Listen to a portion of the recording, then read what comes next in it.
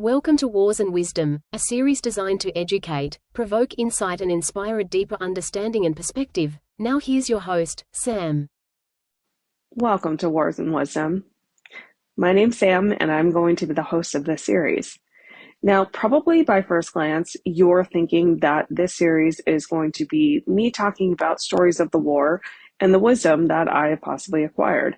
You're not wrong in that. However, when I talk about the wars, I'm talking about the wars that I have personally fought in my own mind, have fought in my own life, have fought with people against, and situations that I have gained incredible wisdom from.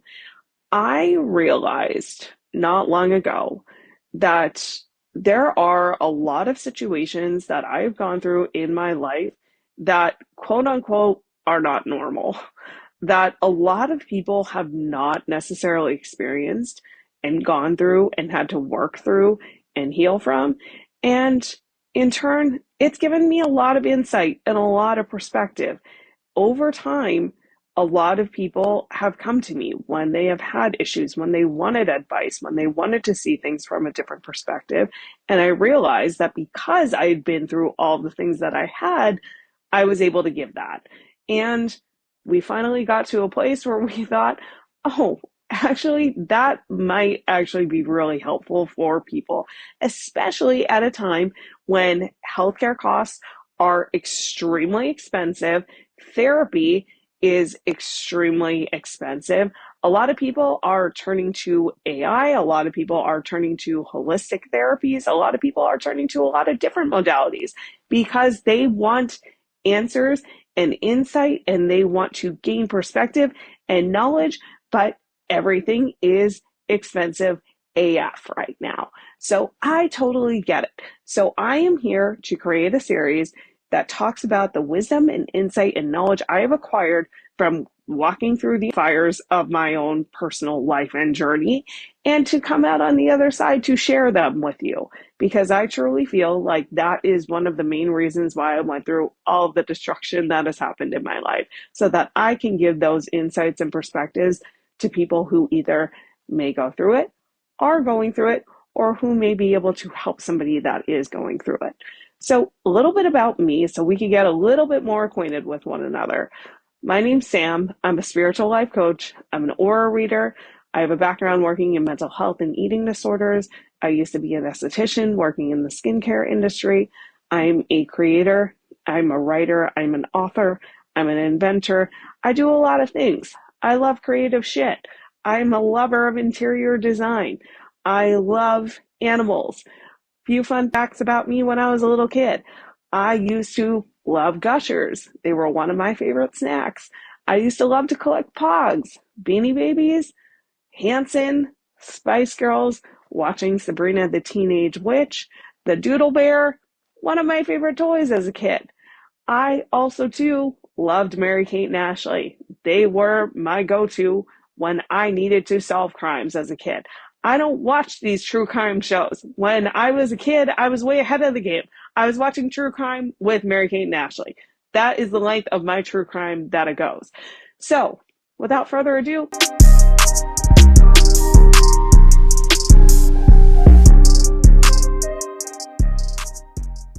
welcome back to Wars and Wisdom.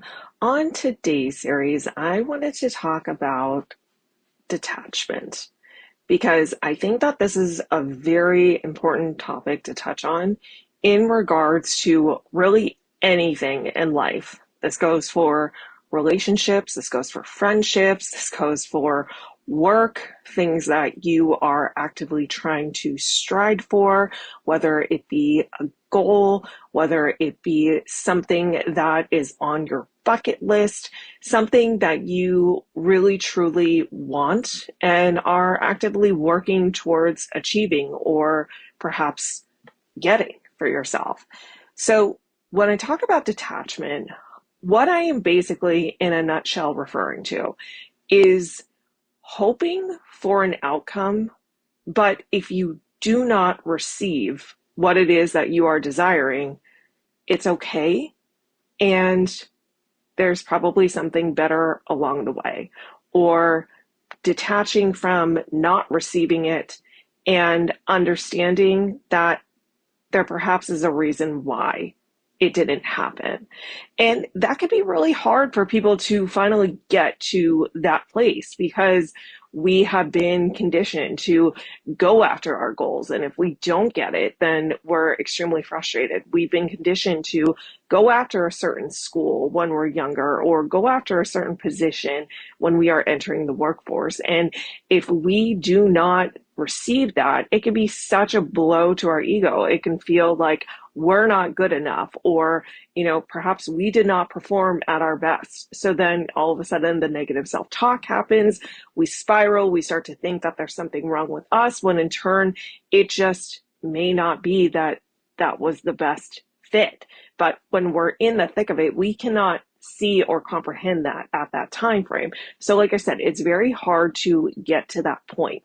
The reason why I want to speak on this is because I have had to actively work so hard to finally understand detachment and what that means and how I could apply it to my life. Because over the past few years, I basically had my life explode into pieces.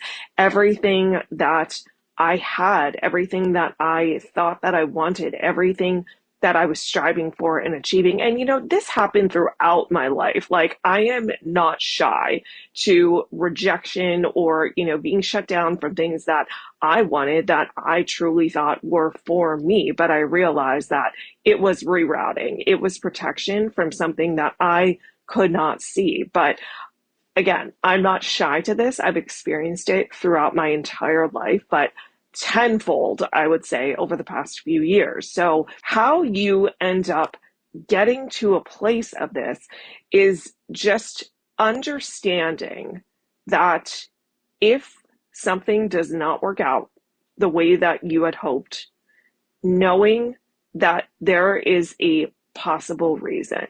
Either you are being protected from something you did not see coming. Perhaps you are applying for a job and, you have your resume thrown out to multiple companies, but there's this one company in particular that you really, really want. And perhaps you get to like the second or third interview, everything's looking swell, and then you get the rejection letter. And it's just like, oh my gosh, all of your hopes and dreams just crumbled right there on the spot, and you just are devastated. Well, perhaps there is something in that company that you are not necessarily seeing. And I'm going to speak on this from personal experience. There was a company that I truly wanted to work for.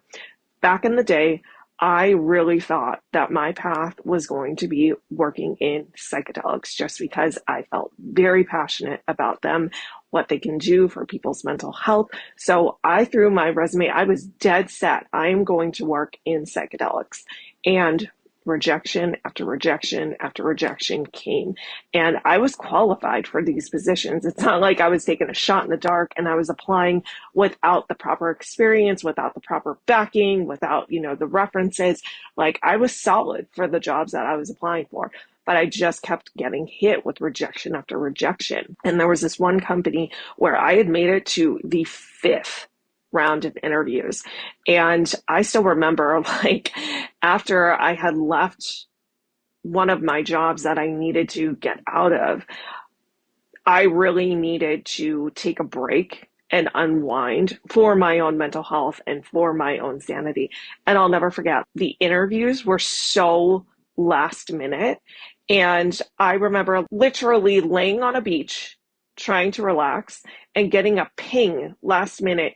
Can you be on an interview in 2 hours? And I quickly grabbed all my belongings, ran to the house, like turned on my laptop, tried to get as situated as I possibly can to make this interview, because like I was that dead set on I was going to get this position. This was it. This was my shot.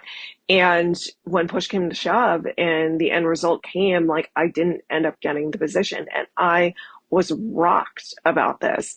Well, a few months later, there was an interview that came out through Vice. And let me just say, the way that the company that I was applying for was put on the spot to answer certain questions regarding what would necessarily affect the entire industry for psychedelics, it really turned to my stomach. And I thought, okay, like perhaps that's why I did not get this position, because there's something going on that I clearly did not see or did not know about. So that is a very strong possibility. If something that you are trying to make happen is not happening, try your best, even though you cannot see it in the moment, to look at it as, I'm possibly being protected from something that I do not see. I am possibly being rerouted. As much as I want this to happen, I'm possibly being protected from something. And when you start to look at it from that lens, it's easier to detach from the outcome. You know, I look at Lindsey Vonn and how she was dead set, and like, God love her, like, girlfriend was determined.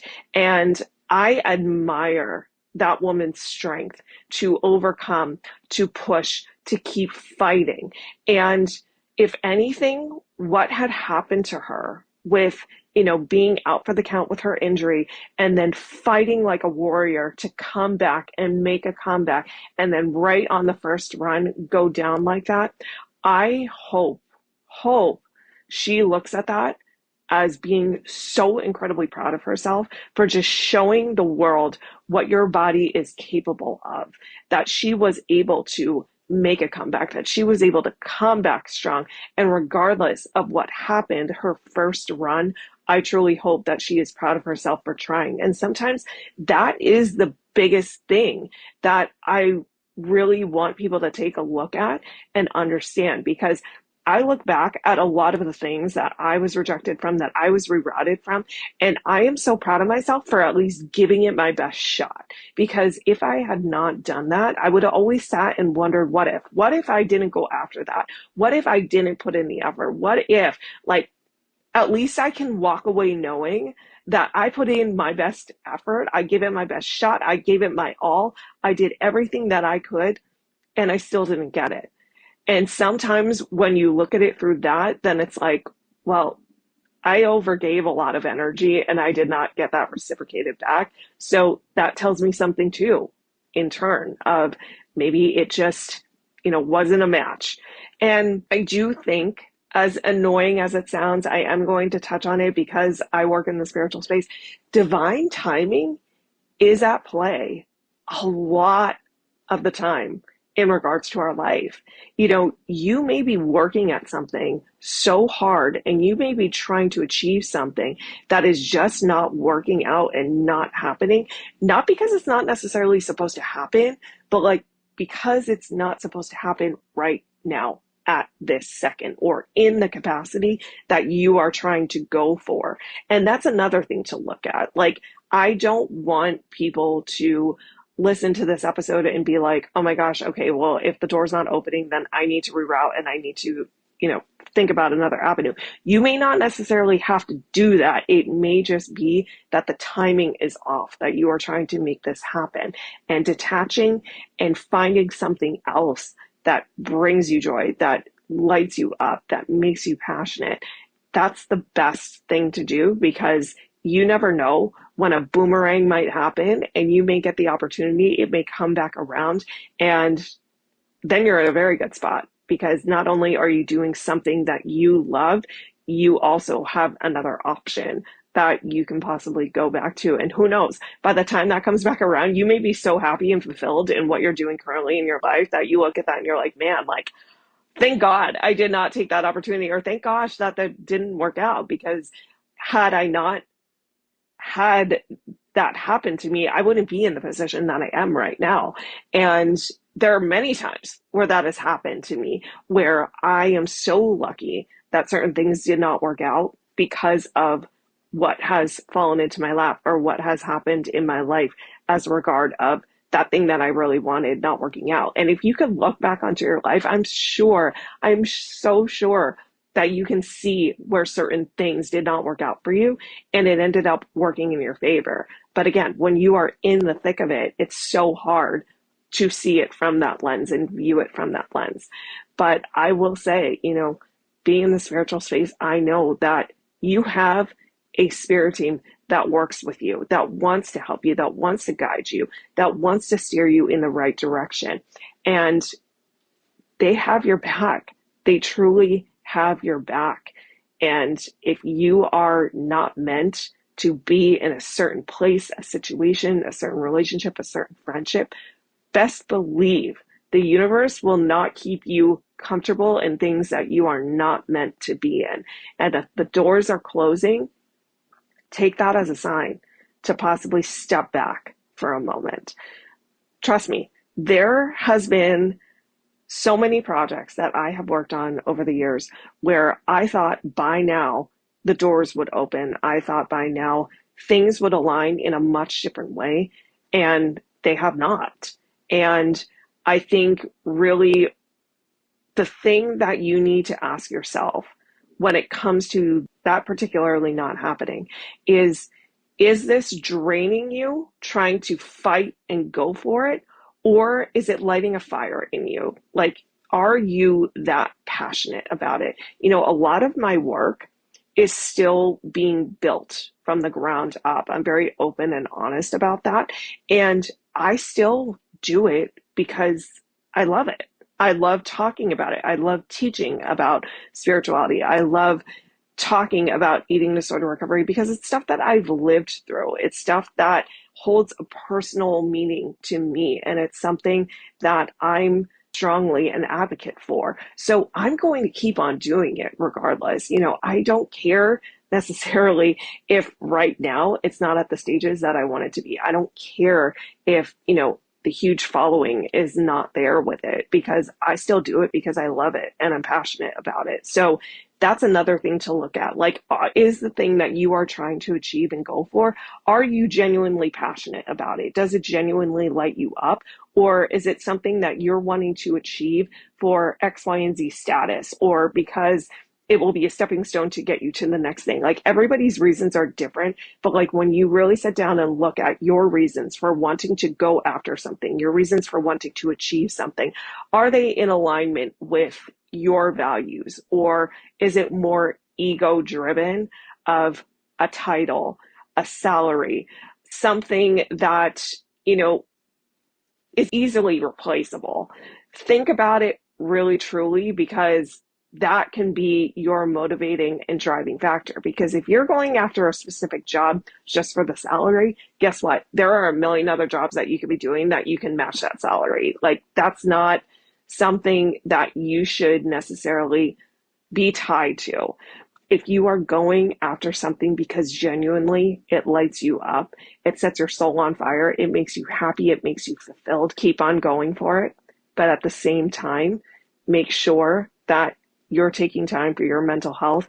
If the doors are not opening, you know, switch to doing it on a more part-time basis rather than throwing yourself at it full time, because I think that's when people can start to get burnt out. I've seen so many instances where people have really felt passionate about something and then stopped doing it because the outcome was not what they expected or wanted. And years later, they realized that they should have kept on going at it and kept on doing it because they were passionate about it and they did love it. So detaching is not easy, but really understanding if things are not panning out the way that you want to, understanding that divine timing may be at play. It may not be that this is not for you. It may just be that the timing is off. It may be protection from something that you don't necessarily see coming. And it also may be that there is something better on the way. It's just hard to view it from that lens and that perspective. I hope this series helped. I hope you gained something from it. Stay tuned for our next one.